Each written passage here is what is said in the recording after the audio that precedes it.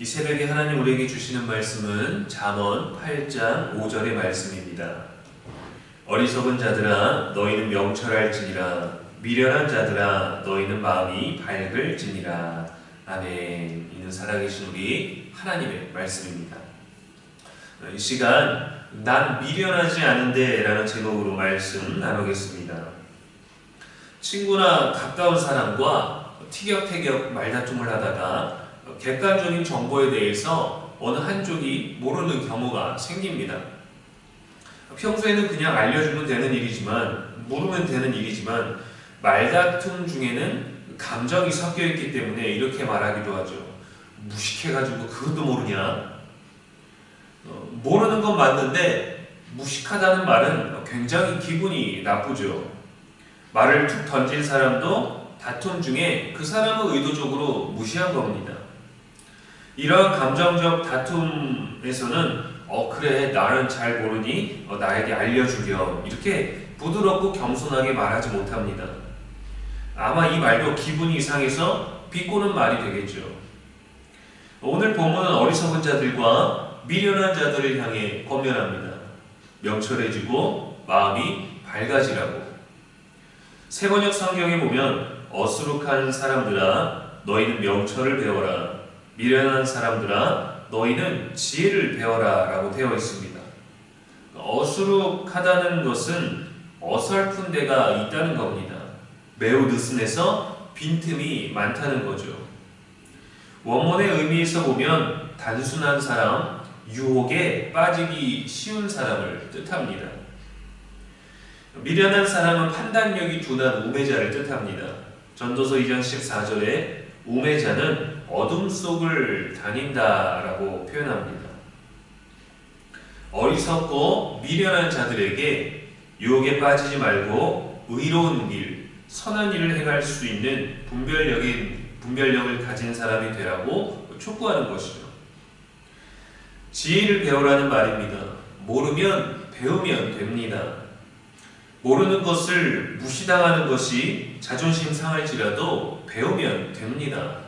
할 줄 모른다, 못하겠다, 안 하고 싶다가 아니라 배우려고 노력을 해야 되는 것입니다. 때로는 무시당하지 않았지만 내가 그 사실을, 그 정보를 알지 못했다는 것만으로도 스스로 기분 상할 때가 있습니다. 감정이 상할 게 아니라 지혜롭게 되려는 성경의 권면에 감사해야 됩니다. 무식한 사람이 신념을 가지면 천하무적이 된다고 하죠. 겨룰 만한 적수가 없을 만큼 강한 것, 이것이 바로 무적입니다. 적이 없다. 뛰어난 능력이 있어서가 아니라 무지한 사람에게 장착된 신념은 절대 바뀌지 않아서 사람들이 회피하기 때문에 무적이 된다는 겁니다. 배워야 하는데 자신은 무식하다고 생각하지도 않고 인정하지도 않습니다. 그래서 자기 뜻대로 자기 의지대로 살아가는 교만한 사람이 됩니다. 하나님을 말하면서도 자기 뜻이 먼저입니다. 자기 뜻이 하나님의 뜻입니다. 그것을 도리라고 하고 그것이 옳다고 합니다. 자기 자신에게만 옳은 것인데도 듣지 않습니다. 이것이 고집이 됩니다. 사람들이 많은 말보다 고개를 절레절레 흔들게 만듭니다. 그런 사람과 대화하려고 하지 않습니다. 이게 바로 미련한 자입니다. 그런데 오늘 본문은 하나님께서는 그렇게 어리석고 무지하고 고집있고 미련하고 어설픈 자들에게도 지혜의 기회를 주신다는 겁니다.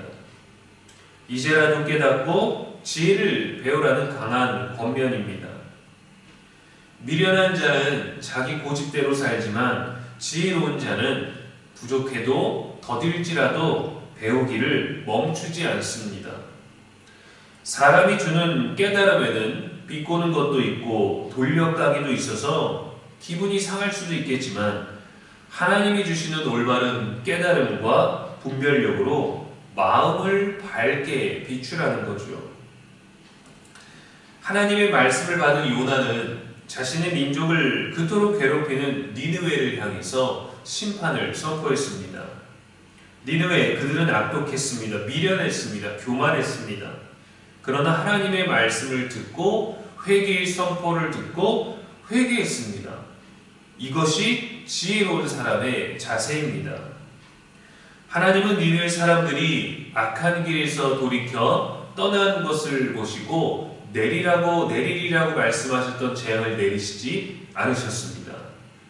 그들의 미련함에서 지혜를 배우고 경험한 것이죠. 이스라엘 왕 사울은 처음에는 하나님의 말씀을 잘 따르는 듯 했습니다. 그러나 갈수록 교만하여지고 자기 고집대로 결정하고 하나님이 주신 질서와 명령을 어기고 자기 마음대로 했습니다. 그리고 하나님께 버림받았습니다. 사무엘상 15장 24절에 왕이 여호와의 말씀을 버렸으므로 여호와께서도 왕을 버려 왕이 되지 못하게 하셨나이다. 이것이 미련한 자의 모습입니다. 지켜야 할 왕은 사라지고 사라져야 할 악독한 니느웨는 회개의 은혜를 입었습니다. 과연 누가 지혜로운 사람입니까? 미련한 자는 지혜와 훈계를 멸시한다 했습니다. 하나님은 미련한 자들도 지혜를 배우기를 원하십니다. 지혜롭다고 교만해서도 안 됩니다. 그것은 덜 지혜로운 것이죠. 니느웨 사람들처럼 변화를 택할 수도 있고 배울 수도 있고 돌아설 수도 있습니다.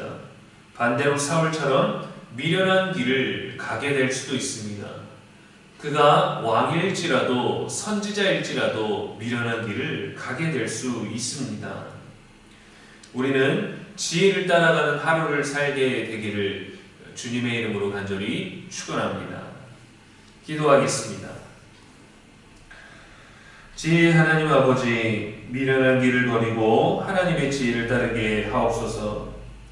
무지함을 기분 나빠하지 말고 항상 지혜를 배우는 자세를 가지게 하시고 말씀을 가까이 함으로 겸손도 배우며 늘 올바른 선택을 할 수 있도록 우리의 마음을 밝혀 주시옵소서.